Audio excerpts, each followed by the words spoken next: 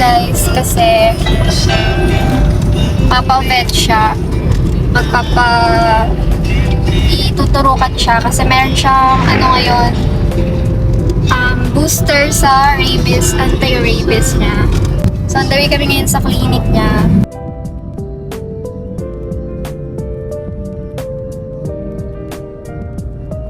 Hi guys! Dan na magpa-vet si Nala. And ayan na siya. Nala! Tumae daw siya, sabi ng kapatid ko, habang fini-face trim siya. Nala pa rin nga. So, on the way na ngayon sa magpapalaser ako ng kilikili. So, yeah, let's go.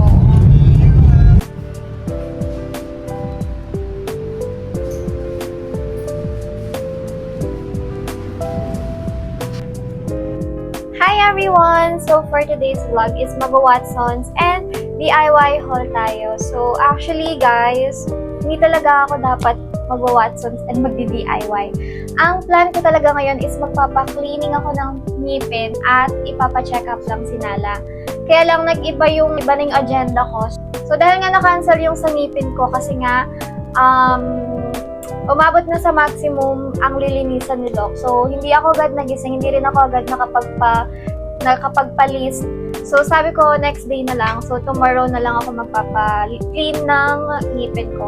Nala naman, bukas na rin sana si Nala. Kaya lang guys, Wednesday kasi tomorrow. So, hindi ko rin siya madadala sa vet tomorrow dahil close sila ng Wednesday. So, itong buong week na to is busy ako kasi Thursday and Friday, aalis din kami. May swimming kami. Ayun, dito lang naman malapit sa amin yon. And yon, ngayon, naisipan ko na magpa-laser na rin ako sa underarms. And pupunta ng DIY, bibili yung mga kailangan and sa Watsons. So, yun lang yung naging agenda ko. I-haul ko lang sa inyo itong binili ko sa Watsons, yung mga needs ko lang. Alam ko naririnig niyo yung ulan sa labas guys kasi sobrang lakas. Kaya nag-use ako ng microphone. Konti lang nang nabili ko pero ang laki ng binayad ko. So, let's start. Anahin natin to yung mga mabibigat. So, hand wash. Ayan, gel hand wash, diba? Hindi ko naman to kailangan, pero binili ko. Next one is itong conditioner moisture for dry and dull hair. So, gusto ko lang siyang i-try, guys, kasi parang maganda siya. So, yun. Conditioner lang binili ko kasi hindi naman ako nag-shampoo. Ayan. Once a month lang siguro ako mag-shampoo. And then, itong lotion ng Vaseline. Binili ko to, guys, kasi nakatingin sila. Parang may ako dito, judgeries. Pinili ko tong Vaseline na to. Paano to i-pronounce? Basta yun. So, binili ko to kasi nakakakita ako na ganito sa TikTok, nagtitrending siya. Hindi lang ako makabili kasi hindi ko alam kung legit ba na Vaseline to. And then, next one is itong toner ng Tomato Glass Skin. Ginagamit ko yung glass skin na to, yung facial scrub niya, at saka yung face and body mist. Sobrang ganda sa akin guys ng effect kasi hindi na ako masyadong nagda-dry yung face ko. Lalo na pag nagme-makeup ako, ni-use ko siya and before mag-sleep. Pwede rin yun sa body guys, try nyo na. And then ang random lang, nag-buy lang ako ng perfume. Wala lang, trip ko lang talagang bumili. Pero sobrang bango niya. This one is from Pen Shop. So Watsons ko lang ito nabili. And Vanilla Dew yung kanyang scent. I love vanilla so much kasi. And then, ito namang cotton ko. Nili ko tong round cottons na to para dun sa toner ko kasi nga gusto ko siya i-try. Mask na tong mga to. Ayan, ang dami kong biniling mga mask, iba-iba. Hindi ko alam kung ilan to. So, mayroong cucumber, mayroong Skin Lab, Dark Spot, Serum Sheet Mask. Wow! Ito for eyes pala to. So, try ko rin to sa under eye ko. And then, tomato mask. Diba? Ang hilig natin sa tomato. And then, last, itong watermelon mask. So, try natin yan lahat. Pero hindi ko yun ito-try sa isang araw lang, syempre. Magta-try tayo mamaya nito. Miss ko lang kasing gumamit ng ganito. Kasi dati, nung high school ako, dun lang ako gumagamit ng ganito. Hindi ako masyadong gumagamit na ngayon. Kasi naging tamad lang talaga akong mag-skincare. Okay guys, so next na. Ito, dito na tayo sa marami. DIY is life. Grabe. Kung nakapapanood niyo yung mga previous video ko dyan, mahilig talaga akong mag-DIY, guys. Alam niyo, sobrang gastos ko kasi sa tissue. Kaya, bumili ako ng ganito, isang ganito, bitbitan. I don't know kung how much to, grabe. Alam niyo ba, hindi na ako tumitingin sa ano kung magkano ba to, baka wala na pala akong pambayad. So, ito, kasi kailangan ko ng facial tissue talaga. Hindi kasi ako nagpupunas ng face using towel. Tissue talaga ako, guys. Ever since. Alam niyo, bumibili talaga ako ng box. Isang box sa TikTok. 12, ano na siya, 12, anong tawag dito? Yung ganito, yung isa lang. Basta 12 na siya na ganun. Sobrang dali lang maubos sa akin, guys. Naman lagayan ng ice tray. Ayan. So, mahilig kasi ako mag-ice coffee. Or kapag magkukook ako, soda, gusto ko pa siya lagyan ng ice. Try natin mamaya. Lagyan ko na siya ng water. Toothbrush. Alam niyo na, mahilig ako magpalit ng toothbrush. Sa 1 month, hindi ko alam nakakailang toothbrush ako. Hindi kita nabili ng toothbrush, baby. Bale, sa next na pa-check up ko siya, ipapa-toothbrush ko siya. Kasi nga hindi ko siya pina-groom. Kasi nga medyo ayoko magsabay yung groom niya tsaka yung tuturukan siya. Kasi ayokong, alam niyo, nahihirapan kasi siya. So, next naman ito, lip gloss. Ewan ko guys, kung totoong lip gloss to. Pero kasi ang cute na ilalagay ko lang sa bag ko. Ganun. Parang accessories lang for bag.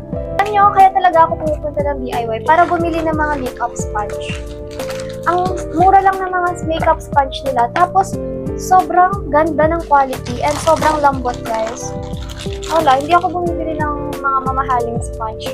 Kasi mas gusto ko yung sa DIY. Sobrang lambot sa face. Pat ata yung binili kong ganito lang. Bumili ako ng may egg siya para kapag umaalis, nadadala ko siya, tapos nilalagay ko lang dito. Meron akong isang ganun, kaya lang medyo marumi na siya, so papalitan na natin siya. Next naman is itong lint roller refills. Ayan, marami akong ganito kasi hindi pwedeng maubusan ng ganito kasi nga yung fur ni Nala or yung mga dumi sa bed natin, ganun sa mga damit natin, magagamit natin tong mga to guys. Kaya, lagi ako nag-restock. Actually, marami pa akong ganito. Bumili lang ako ng dalawa para lang may stock tayo. O, ito. Walang katapusang makeup pouch. Wala lang. Pag lang umaalis, gano'n. Ang dami ko ng makeup pouch, pero ewan ko ba't babili ako ng bili. Foot sock. Uy! Tang trip ko lang, di ba? Ang cute lang, strawberry. Tapos, ito naman, may mga design siya. Di ba? So cute. Mini wipes. Gustong-gusto ko yung mini wipes nila sa DIY kasi mabango siya. Unlike yung nabili ko sa Miniso last time, walang amoy. Ito gusto ko, may scent siya. So, 6 packs, 48 sheets each. Madadala ko yan or mabibitbit ko kasi sobrang liit lang nito. So, kahit saan ako pumunta or umalis ako, mabibitbit ko. Bili ko nga pala si Nala. Itong mga to, kay Nala to. Mga hairpin. Ayan. Diba? For Nala. Hair accessories. Ito guys, pinabili ng brother ko. Kailangan niya ata. Kasi nag-message siya sa akin. Naman guys, beauty makeup. I don't know kung maganda ba to. Pero ito try ko lang. Isa lang naman binili ko. Phone stand or phone holder. Ayan. Diba? Mas mabigat to. So, para hindi nalalaglag yung phone natin. Mas matibay to. Feel ko. Ito na yung last. Diba? Random.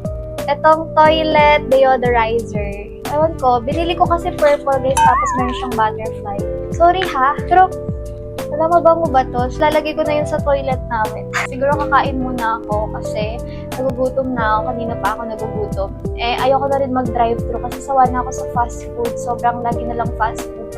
So, hinintay ko na yung luto ni mama then mag-eat muna ako. So, bye!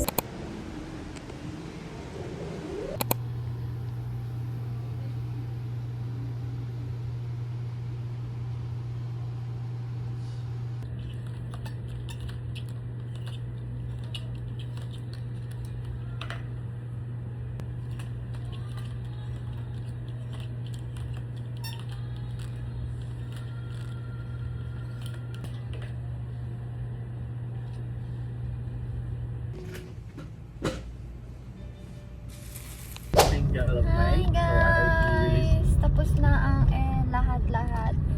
Nakapagpalinis na rin ako ng ngipin. So, bumili ako ng mga ukay guys. Mga skirt lang naman to, 4 na skirt yung napili ko. Malapit na kami sa bahay. Bye!